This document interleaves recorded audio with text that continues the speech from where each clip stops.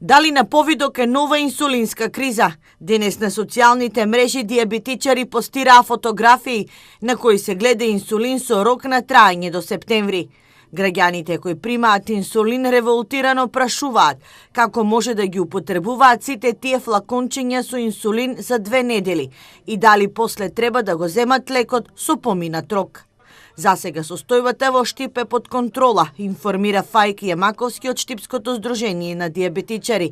Ваков инсулин со рок на траење до септември штипските пациенти добиле во јуни, кој веќе е и потрошен. Недостаток на инсулин е еден од главните проблеми со кои најчесто се соочуваат диабетичарите. Со ваков проблем се соочија и минатото лето. Во Штип има 1350 лица кои се на инсулинска терапија. Светскиот тренд не ја заобиколува и нашата држава.